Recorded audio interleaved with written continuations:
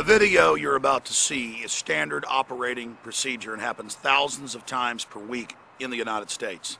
This was Columbia, Missouri. SWAT team goes in, the people open the front door, they go in, they have a Welsh Corgi and a Bulldog. The dogs are barking at them and they shoot them both and kill them. Then you see the little children, you see the father crying when he finds out his dogs are dead. And you look at the looks on the police officer's face when he's crying, and they've got this look of power-tripping enjoyment, and they won't ever respond to him. They won't ever talk to him when he asks questions. So he doesn't respond to them after that when they ask him questions. And they reported that they found 1 gram of marijuana in his marijuana pipe. Ladies and gentlemen, let me explain something here. The drug war was initiated after Prohibition in the 1930s. The trafficking interests controlled by Yale University, Skull and Bones, and others, this is all on record, traveled around the country and got the states and the federal government to pass laws against opium, heroin, cocaine, things like that that were sold at convenience stores. It was sold at every major little pharmacy. And in the old days, convenience stores were mainly pharmacies. They had newspapers and drugs and things. Less people were using marijuana, cocaine, heroin when they were legal. Once they made them illegal, the price went way up. And the reason I raise this issue is no one is safe. The police can bust in your door because some drug addict informant says that they saw marijuana there. And I thought about my French Bulldog. What happens with my 35-pound dog and my Chihuahua if a SWAT team ever comes to my house? And I don't even smoke marijuana. I do drink some. And my dogs will bark, they will run out, they will jump out of the bed, they sleep with us, and the police will kill them. Years ago, on my local TV show, we did episode after episode of locals who were SWAT teamed where drugs weren't even found, and they would come in and kill a lab that was even chained up in the kitchen. And we went and showed photos of it with its brains blown out and its intestines everywhere, and the cops were laughing in that case, and they fired bullets through the wall that went into the baby crib in one case. And the issue is these police officers have lost their souls. They're getting off on this. Does that mean all police are getting off on it? No.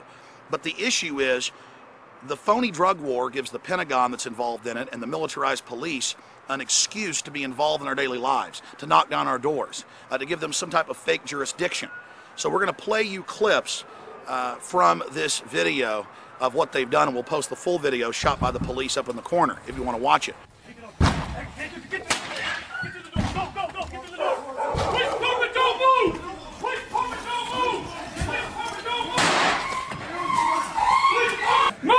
Move past him! Move past! Come on, guys, you're fine. You're fine. You're fine.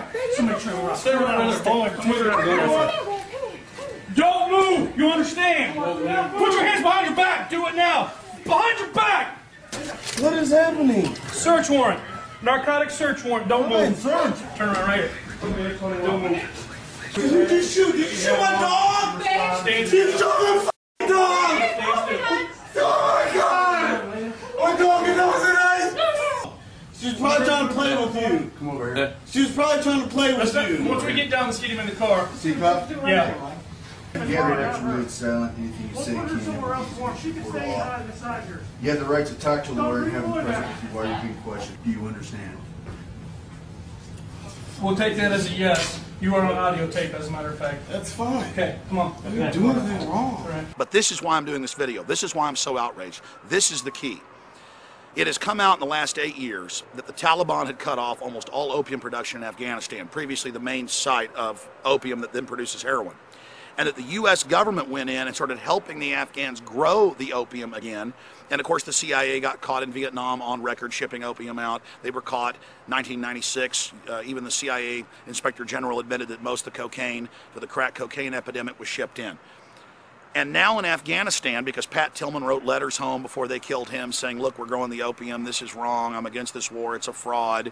Now because all that info's come out and the troops are there being forced to help grow the opium, they've come out in the New York Times and said, yeah, Mohammed Karzai's brother, the president of Afghanistan, is the biggest drug dealer. Yeah, we're letting him grow the opium. Yeah, we're helping him. We've got to do this or Al-Qaeda will get the money. No, you decriminalize it and then Al-Qaeda, the CIA, they won't have the profit because it's illegal anymore and it won't have the huge profits involved in it with the black market. But here's the deal. The government ships most of the cocaine in. The only people they bust are those that aren't paying their cut.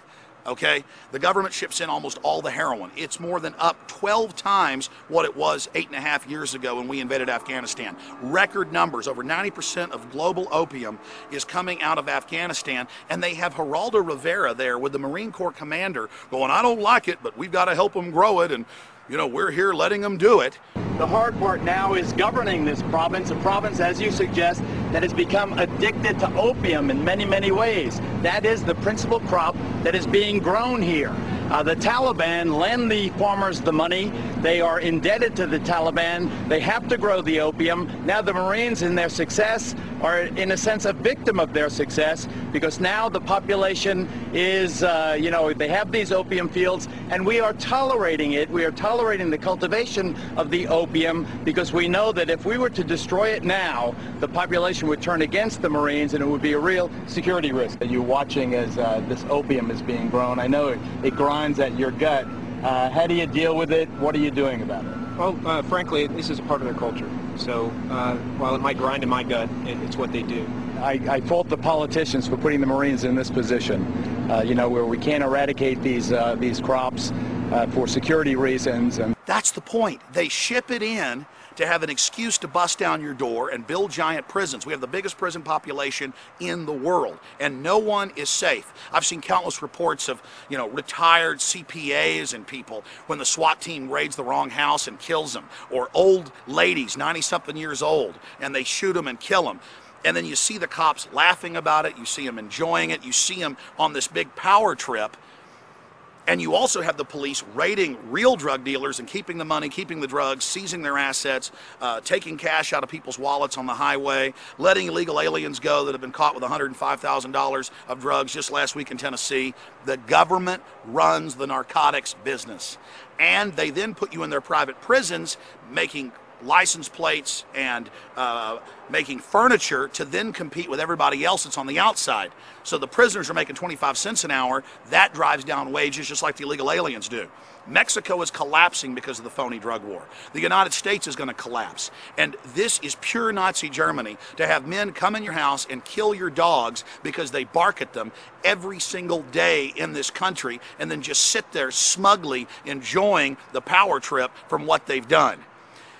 Think about it. The troops are over in Afghanistan growing the opium. They're going to come back. Most of them are going to end up being SWAT team people and cops, and then they're going to raid your house for a gram of marijuana.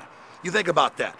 80+% of the American people smoke marijuana or have smoked it. Most cops have smoked it, but they don't care. They're going to come in your house, kill your dogs in front of your little kids. They're going to drag you off to jail for a gram of marijuana. That's less than a joint.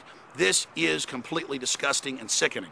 So you've seen the video of the kids, the dogs bleeding to death in pain. You've seen the cops with their smug looks of enjoyment whenever the father is crying. And you've seen the newscast where Fox News is explaining to you, we've got to help grow the opium. We've got to let them do this to fight Al-Qaeda. It is a sickening fraud. And look, they were denying this years ago. But now, because it's so out in the open and the troops are writing home and speaking out about why are we growing the opium, they're just hiding it in plain view. We help grow the opium, we let them ship it out, and then if we catch you with it, we're going to kill your dogs and come in your house. And if we catch you with marijuana, we're going to do it, because we're fighting drugs, because drugs are bad. It's all these fake moral people in America who are supporting the drug war like a bunch of ignoramuses who are allowing this giant police state to grow up around them that is going to enslave them and their families. Understand. The troops throwing puppies off cliffs, the troops shooting children, the troops torturing people, they're having their minds warped. And they're coming back to become cops who have that hunger to see that pain and to have that domination and to have that control, going after drugs that were shipped in by the government. But why do they hate marijuana so much? The government doesn't control marijuana. It can be grown anywhere. And that's why they're doing it. That's why they're coming against the American people. This isn't America. This isn't freedom. It is a fraud. Remember that. The government openly ships the drugs in now. They hide it in plain view and admit they're doing it, and they think you're too stupid to put two and two together. In the New York Times and AP and everywhere, the Russians said, let us go in and spray the opium. We're losing 30,000 Russians a year from heroin overdoses. And NATO said, no.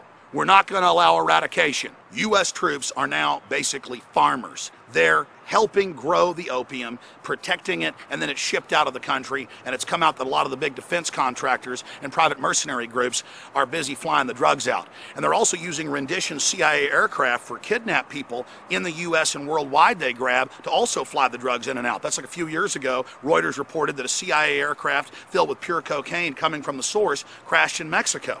And now that's not enough. This big police state's hungry for the American people. They're trying to pass laws where no judge, no jury, no charges. They just put you on a no-fly list. You can't buy guns. Now they've got bills introduced where Lieberman's out there promoting and has a good chance of passing that if they say they think you might be a terrorist, your constitutional rights are stripped, your citizenship is stripped, and you're given to a secret military team and can be tortured.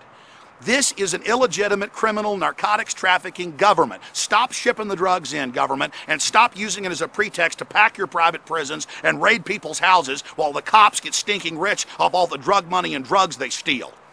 Our government is a drug-dealing criminal operation. We have to take it back. We have to decriminalize drugs right now to cut off the drug money to the scumbag banks that launder it.